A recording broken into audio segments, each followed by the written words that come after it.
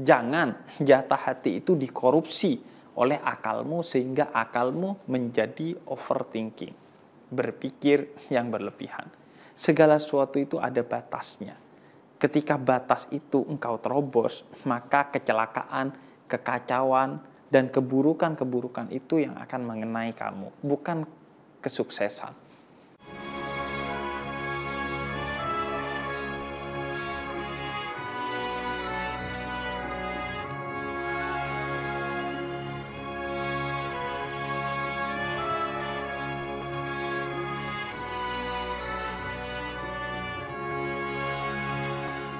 Assalamualaikum warahmatullahi wabarakatuh.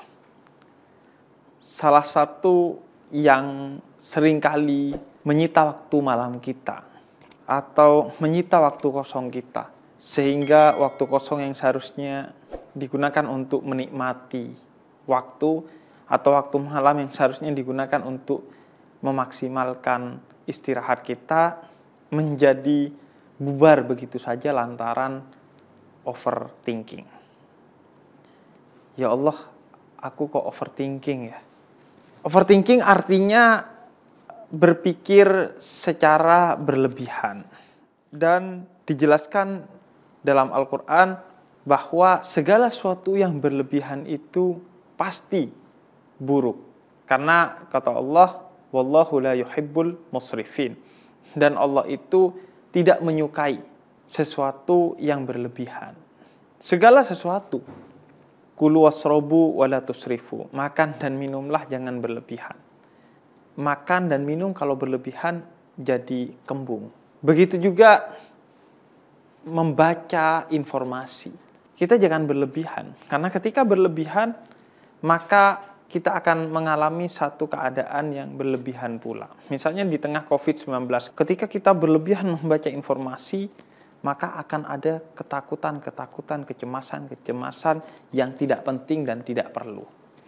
Begitu juga berlebihan bahkan dalam hal beribadah dan beragama. Kita juga dilarang. Nabi pernah melarang seorang sahabatnya untuk berpuasa terlampau sering.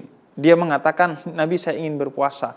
Ya sudah sebulan 3 kali aja. Enggak Nabi kurang, ya udah seminggu 2 kali Senin Kamis. Enggak Nabi kurang, ya udah sekali dalam 2 hari. Puasa Daud, sekarang puasa, sekarang besok enggak.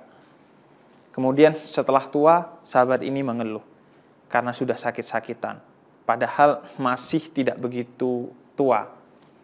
Kata dia, andai saya dulu mengikuti apa yang dinasihatkan oleh Nabi untuk berpuasa sebulan 3 kali aja atau seminggu 2 kali, maka saya tidak akan ringkih seperti sekarang. Ada seorang anak muda yang berpuasa tanpa dia makan sahur dan berbuka karena ingin lebih hebat dari Nabi Muhammad dalam puasanya. Akhirnya bukan imannya yang naik, tapi asam lambungnya yang naik. Nabi tegur dia, jangan berlebihan dalam beragama. Maka jika ibadah dan agama saja kita dilarang untuk berlebihan, apalagi kemudian dalam berpikir. Maka jangan berlebihan dalam berpikir. Bagaimana kemudian cara kita berhenti berlebihan dalam berpikir atau overthinking ini?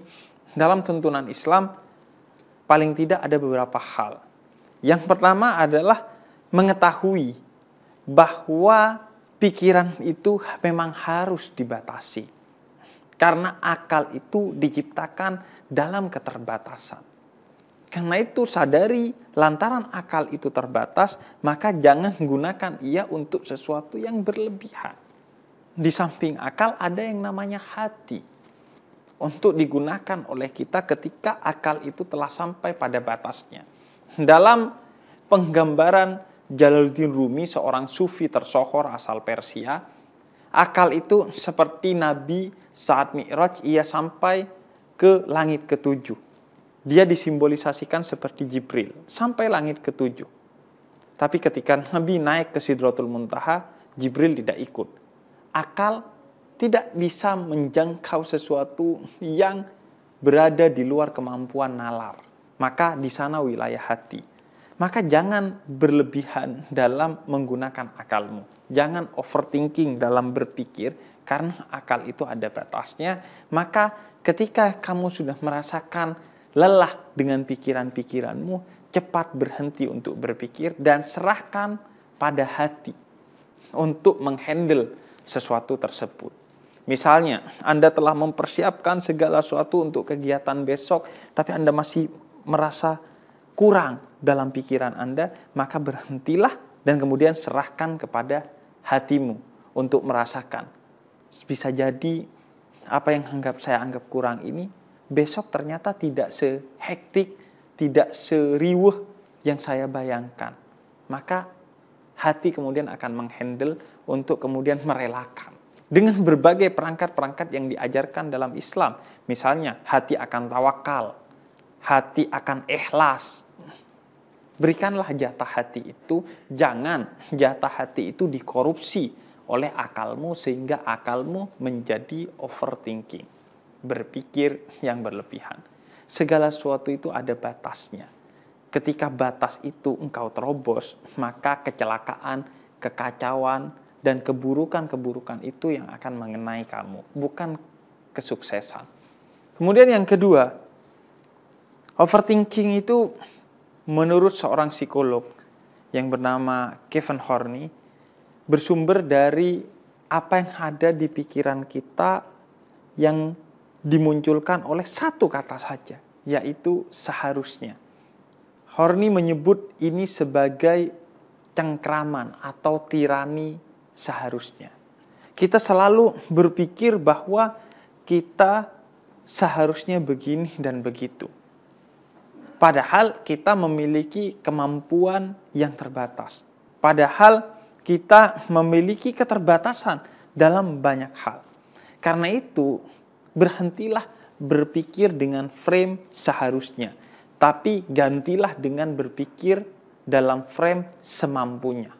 Sebagaimana Allah minta kepada kita bahkan dalam bertakwa di surah At-Taghabun ayat ke-6, fattakullah mastata'tum. Bertakwalah kamu kepada Allah semampu kamu.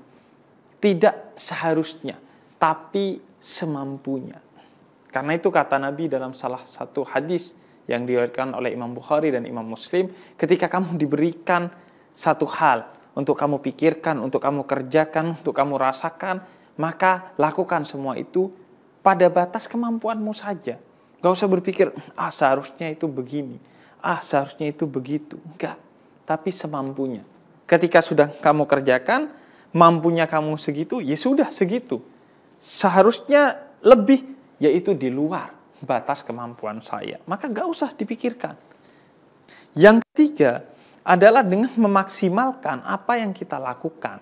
Karena kalau kita tidak memaksimalkan apa yang kita lakukan, pasti kita akan diganggu oleh pikiran-pikiran bahwa wah, andai itu begini, andai itu begitu, mungkin saya akan begini, mungkin saya akan begitu.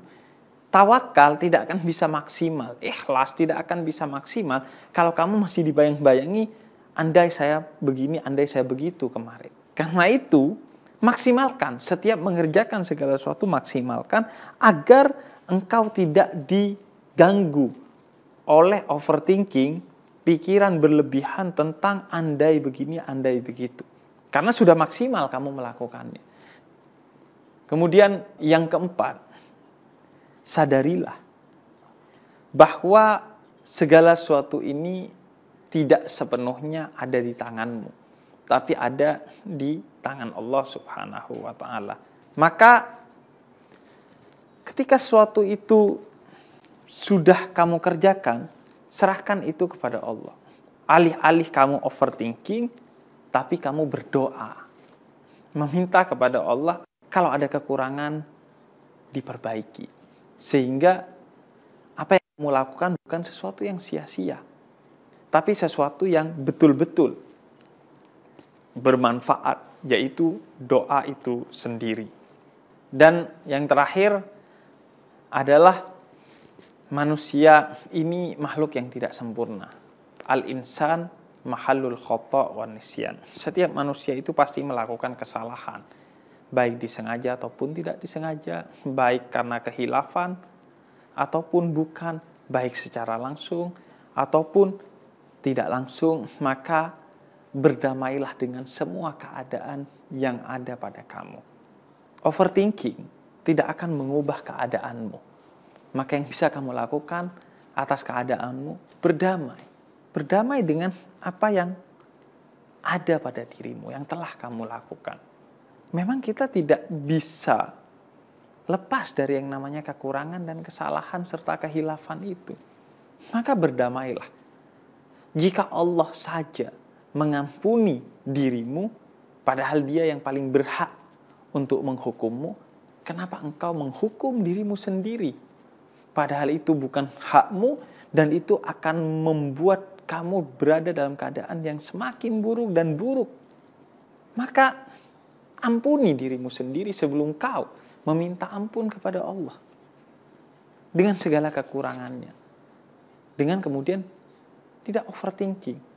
Dan satu tambahan lagi, tips dari saya adalah dengan mengisi waktu-waktu kosong kita dengan zikir kepada Allah atau hal-hal yang bermanfaat. Karena khairun nas anfa'uhum linnas, kata Nabi, sebaik-baiknya manusia yang bermanfaat bagi manusia lain, dan ala bidzikrillah tatmainnal qulub. Zikir kepada Allah, ibadah kepada Allah itu akan menenangkan batinmu. Maka ketika kamu memiliki waktu kosong, baik di tengah malam ataupun di siang hari, isilah dengan hal-hal yang positif dan bermanfaat, minimal, maksimal isilah dengan ibadah. Ketika kamu mulai memasuki waktu Indonesia Overthinking, WIO, maka isi dengan hal-hal yang minimal bermanfaat. Misalnya karena saya seorang penulis, saya menulis. Atau karena saya seorang konten kreator, saya menyiapkan konten. Atau bahkan ketika dulu saya sebelum menikah, saya membuat video di malam hari. Tapi yang lebih maksimal adalah isi waktu kekosongan itu dengan zikir dan ibadah kepada Allah. Di malam hari itu adalah jarak terdekat dengan Allah dalam riwayat, maka gunakan untuk sholat tahajud, untuk sholat malam, untuk membaca Quran, untuk membaca buku karena itu juga ibadah, untuk bersalawat kepada Nabi Muhammad dan lain sebagainya. Karena ruang kosong dalam pikiran itu yang akan membuat kita terdorong untuk berpikir lagi dan berpikir lagi. Maka ketika ruang kosong itu ada, di waktu yang kosong itu, isilah pikiran dengan hal-hal yang positif, dengan memikirkan hal-hal yang bermanfaat, atau jika tidak ada yang kamu ingin pikirkan yang bermanfaat, pikirkan Allah, dan itulah seideal-idealnya zikir. Karena zikir utamanya bukan soal diucapkan atau di hati, tapi zikir utamanya adalah ketika kamu memikirkan Allah, mengingat Allah, menghadirkan Allah dalam segenap pikiran dan diri kamu. Overthinking itu tidak ada gunanya. Dia itu sia-sia minimal, maksimal, atau bahkan membuat buruk dirimu, mengancam kesehatan mentalmu. Sadari itu, maka jangan pernah menjadikan pikiranmu begitu liar, agar tidak memikirkan hal yang minimal sia-sia, dan apalagi memikirkan hal-hal yang berdosa atau maksiat. Maka jangan overthinking. Wassalamualaikum warahmatullahi wabarakatuh.